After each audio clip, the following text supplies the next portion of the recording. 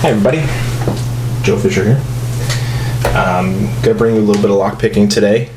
It's something I've gotten into a little more seriously lately. I've been lockpicking for a long time. My dad taught me how to rake open quick sets when I was a kid, and it's surprisingly useful. So what we have here is an American 1105. If you're not familiar with the Americans, normally inside them they have serrated and serrated spool pins, which are security pins. And we're going to take the lock apart and we'll look and see what's inside later. This is kind of my area. I'm a radio control hobbyist, so that's why I have a pan of ice. Just happen to have one lying around.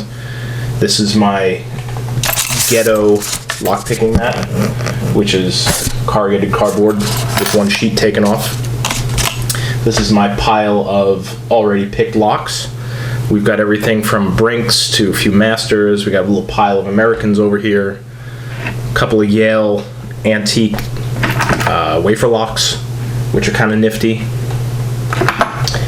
Really nice Craftsman, kind of like Art Deco looking job there. I'll go through all these probably in another video or two, but I figured I'd just give you the quick tour. And I know there's a million lockpicking videos out there, so we're doing something a little different today. I've got this microphone here touching the lock body, so I'm hoping that'll allow you, the viewer, to hear all of the clicks. And I know I had a lot of trouble learning serrated pins, so it may be helpful for you to hear what I'm hearing close up rather than through the camera's microphone, which is far away. So let's get right to the picking.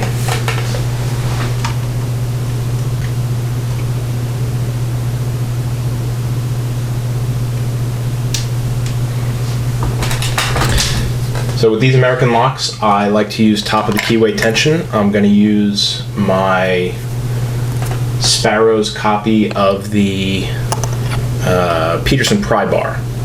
So the reason I like to use top of the keyway tension is there's room for bottom of the keyway tension, but if you use a pick that's thin enough, this is a regular Peterson hook. It's 25 thousandths thick. I had to sand it down just a little bit to make it fit, but you have access to the entire keyway this way, and it gives you a lot of room to play.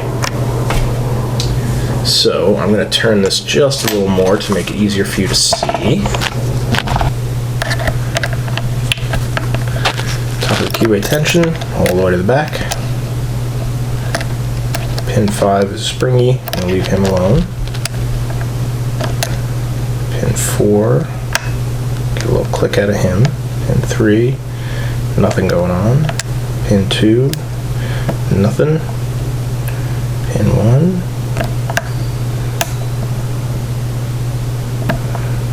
Not pin 1. There it is. There's that little click that I'm looking for. Just a tiny hair of a plug turn. Now pin 5 is stiff where it was springy before. Boom. Now, did you see how much that plug turned?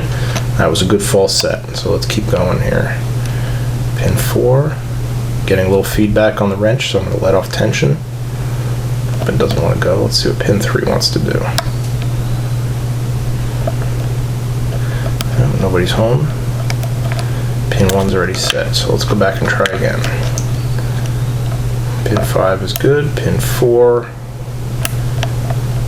doesn't want to go. It's giving me a little feedback. Let's try pin 3. Nobody's home. Alright.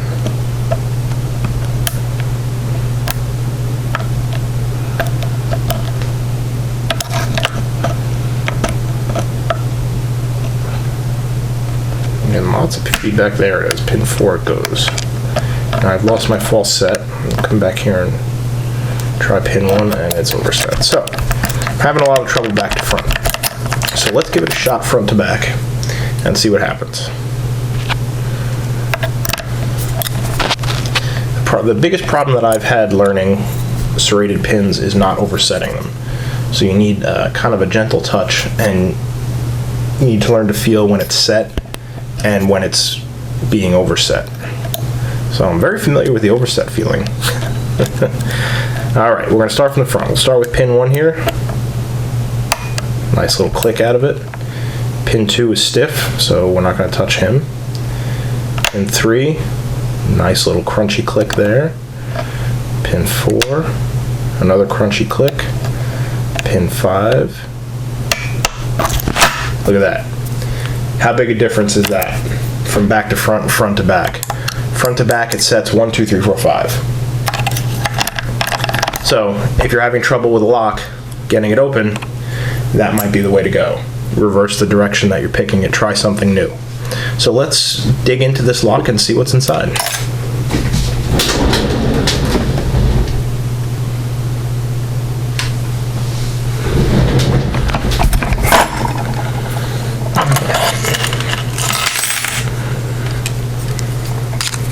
Take that screw out of there.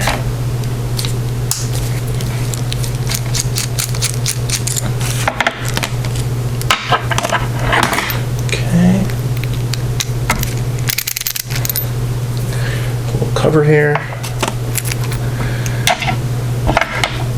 and there's the core. I don't know how much my camera will focus here. Let's see. So,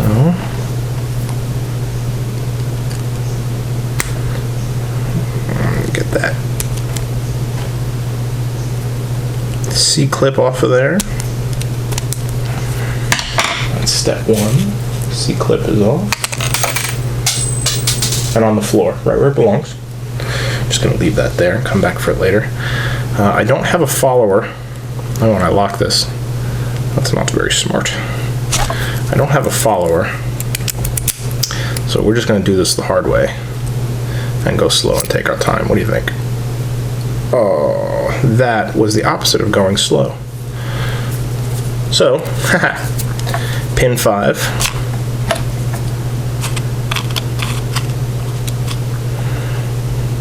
is serrated. I hope you can see that.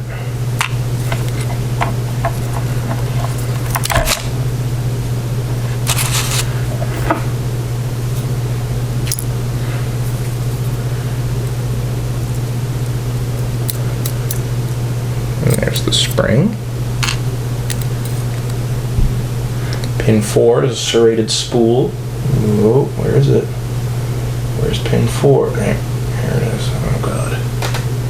I don't think I'm going to be able to focus on that. Pin 4 is a serrated spool.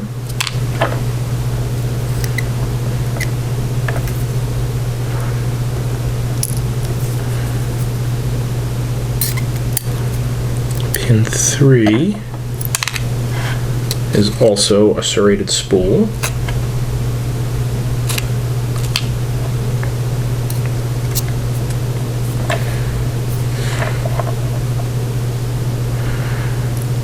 Pin 2, also a serrated spool.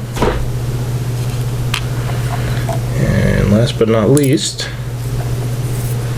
pin 1 is also a serrated spool.